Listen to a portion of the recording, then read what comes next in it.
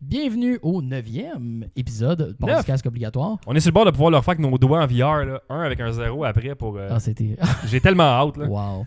Alors, propulsé par Young Media. Yes! Dans le sous-sol Young Media. Dans le studio. Dans les studios de la soirée du podcast et de la jasette, encore une fois. Comme vous pouvez le voir. En fait, c'est tout ce qui est pas Rétro Nouveau, c'est les studios de tout le reste, là. Alors, celui qui parle de son studio, Jean-François Cron. Bonsoir. Et moi-même, Mathieu Bonnet. Voilà. Cette semaine, en fait, c'est notre bout 100% opinion pour parodier les podcasts un peu trop opinionneux du Québec. Ben, mais il faut, à un moment donné, là, on peut pas juste vous faire des recommandations, il faut vous parler de nos opinions à nous. Ouais, qu'est-ce qu'on Ma pense? opinion, voilà. En fait, le point de départ de cette discussion-là, c'est... Calique, on est tout tanné que le monde veut que tout le gros Christy de FPS, de console, arrive en VR, comme s'ils pensaient que ça allait bien marcher magiquement parce qu'ils aiment ce jeu-là. Le VR a des forces qui ne sont pas la locomotion rapide et arrête de penser au jeu que tu joues sur ta TV. C'est un autre média. Peux-tu arrêter de vouloir tout le temps la même maudite affaire? On peut-tu lâcher Skyrim, s'il vous plaît?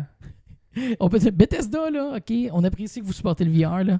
Mais Fallout puis Skyrim en VR, c'est des demi-mesures en crise. Skyrim, j'ai regardé en VR, je suis comme, non. Oh, non, j'ai pas le goût.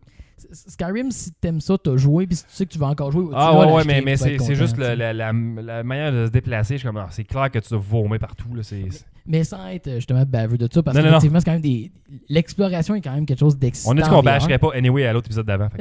Mais justement, pour nuancer le point, l'exploration, c'est intéressant. T'as le goût de voir ces environnements en VR. Mais le fait est que le déplacement en VR, même avec la locomotion sliding, free, peu importe, par joystick, commence à devenir de plus en plus accepté en VR. Ça reste que c'est une des faiblesses du VR. C'est pas là que le VR brille. Non, complètement. Fait que c'est pour ça qu'on s'est dit, calique, pourquoi est-ce que il y a tant d'efforts qui sont mis vers ce genre d'expérience-là, tandis que les expériences plus compactes, c'est plus les interactions fines, les petites interactions qui fait que le VR marche bien.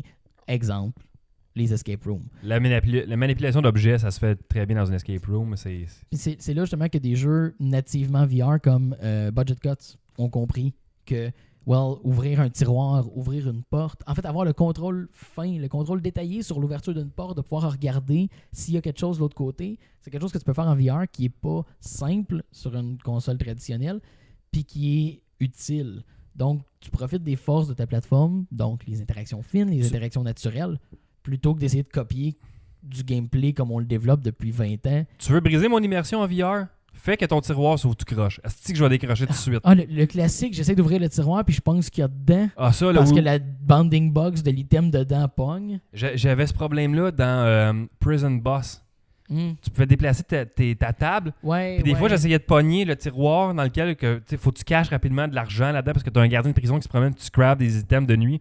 Puis des fois, je pognais la table qui se mettait en petite boîte puis qui foldait comme dans mes mains.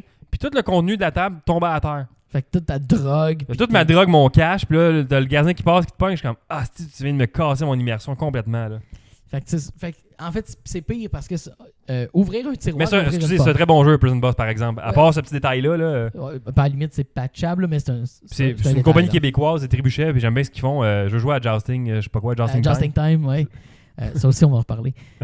Mais, ceci dit, c'est dangereux en même temps parce que les interactions, justement, fines, c'est ce qui marche mieux en VR. Sauf que aussitôt que c'est pas correct, on sait comment ça fait l'ouvrir un tiroir. OK? Ouais.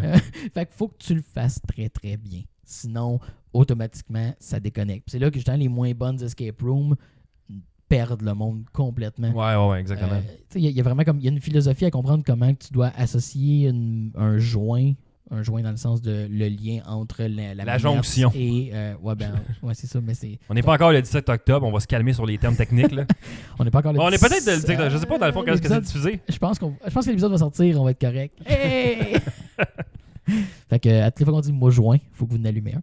Ouais. Mais non, ou envoyer des dons sur le Patreon de Young qu'on achète. Là, je sais pas. Mais ceci dit, le monde pense c'est facile de faire quelqu'un que ta manette est sur le tiroir, puis là tu tires, ça ouvre un pour un. Ouais, mais non, parce que t'as pas la physicalité, t'as pas le lien direct entre le vrai objet et ta main. Tu touches pas physiquement. Donc, faut que tu te permettes une certaine liberté alentour de l'objet sans qu'il se déconnecte. Mais il faut pas que tu tires ton bras complètement qu'il reste connecté. Bref, il y a des choses à expérimenter. Tu as un peu le même problème même avec des jeux de boxe que tu n'auras jamais d'impact au moment de frapper. Fait que l'immersion ne pourra jamais être à 100%. Puis bravo les hyper-extensions du bras. Là. C'est pas...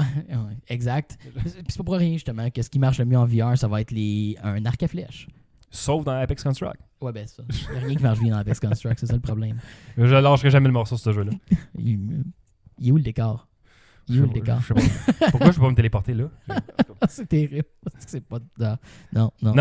Mais ouais, les escape rooms, probablement, ce qui marche le mieux, je dirais, en VR, pour l'immersion, le room scale, ça fonctionne d'être physiquement dans un environnement comme un escape room. Si tu peux éviter qu'on ait à se déplacer de façon artificielle le plus possible, ça va bien aller. Si tu peux éviter qu'on ait des interactions non naturelles, qu'on ne comprenne pas comment utiliser un objet, parce que c'est trop abstrait ou on identifie mal l'objet, ça va rendre service. Parce que dans un jeu vidéo traditionnel, tu payes sur un piton et l'objet s'active, tu n'as pas à comprendre la nature de l'objet. Tandis qu'en VR, puis un autre point à ne pas oublier, laisse-moi prendre un objet comme je veux ou prends-les automatiquement de la bonne façon. Tu as deux choix. Ouais. Si jamais tu testes ton jeu et tu te rends compte que moi j'aimerais ça que le prendre dans un autre angle. Tu sais, mettons une flashlight. Souvent la flashlight, la poignée va être prise droite. Ce qui fait que tu es obligé de pointer comme ça. C'est pas comme ça que les gens tiennent une flashlight. C'est un problème que j'ai dans Mindshow, qui est le logiciel 3D là, pour faire de l'animation. Puis la sélection d'objets marche très très mal dans ce jeu, dans cet outil-là en fait. Pour ceux qui ont vu mon truc sur Rétro Nouveau que j'étais pris dans le VR, à un moment donné, je rencontre un docteur là, qui t'arrête d'opérer avec une scie. Là. Ouais. Essayer de prendre la scie dans le bon angle, ça m'a pris un bon 5 minutes. Là, parce que ça accrochait tout, ça sonnait tout croche. T'avais un problème là. Fais-moi prendre la scie comme du monde ou laisse-moi la prendre de la manière que je vais la sélectionner. Qu'on a suggéré la semaine dernière dans Escape Room Stories, les jeux qui font ça, je trouve que ça marche très bien. C'est que oui, quand tu le prends, il va le prendre automatiquement à l'endroit où tu l'as pris. Correct, c'est pas la bonne position, mais laisse-moi le transférer de main sans difficulté. Fait que si je le tiens, puis je vais le prendre avec la deuxième main, le point d'attache doit devenir la nouvelle main automatiquement. Ah, exact, ouais. Fait que comme ça, tu peux positionner l'objet à l'aide de tes deux mains sans difficulté. Moi, en fait, un exemple simple là, pour ceux qui nous regardent, regardez comment que moi je tiens mon micro et comment JF tient son micro. Ça fait que moi, le naturel, il est dans un certain angle, tandis que JF est complètement droit. Je pourrais être comme ça si je voulais aussi, puis ça serait bien parfait. Là. C'est comme le cul, là, mais c'est pas... Mais bref, à cause de ces différences-là de confort, pensez à une flashlight, qui est moi le plus flagrant. Souvent en VR, je suis en train de fouiller, puis je vais regarder en hauteur, je le tiendrai pas comme à pleine main comme Jeff tient son micro. Voilà. Ça va être plus facile pour moi de le prendre comme un crayon.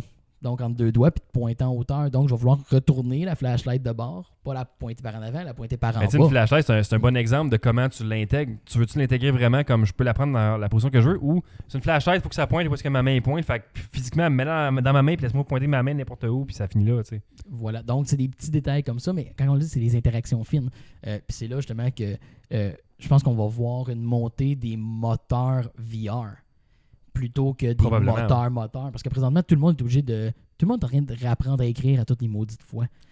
On voit ça, quand tu fais un FPS, tu ne te poses pas la question. Là, si tu développes en Unity, tu achètes un asset, Ultimate FPS Controller, et tu as tous les standards d'un jeu de FPS de bonne qualité pour des pinottes. Mais Unity, justement, ils n'ont pas des assets en VR déjà prédéfinis, comme des portes, des tiroirs, mais c'est parce que ça va plus loin que ça. J'imagine en fait, si tu mets des objets sur une table, là, mais là, tu vois un conflit entre ton objet, ton tiroir. Tu sais. Unity eux-mêmes ont un système d'interaction VR, mais ils n'ont pas d'action elle-même. Okay. Ils ont un setup de VR, mais ils n'ont pas les objets. Il y a des kits, là, VRTK, qui offrent certaines choses. Ouais. Mais tu dépends quand même beaucoup de ta compréhension des joints. OK? Des joints comme un joint sur un doigt. Là, OK? Intéressant. 420. Mais non, c'est vraiment comme un joint, une jointure. Là. Bon, c'est un objet en Unity. Tu as les jointures pour les objets physiques qui permet donc. Mais c'est quand tu dois utiliser une jointure pour opérer un tiroir, ça n'a pas de sens. Tu viens de dire 420, ça m'a juste flashé sur quelque chose. T'as-tu vu la nouvelle promo sur Couche-Tard? Oui. 4h25? Ouais, j'ai vu. Ils sont déjà prêts. Ben là, la date qu'on dit veut, c'est probablement déjà arrivé, mais c'est leur 5 minutes après le 420, tu t'en vas chez Couche-Tard. Est-ce qu'ils sont bright? Fin de la parenthèse.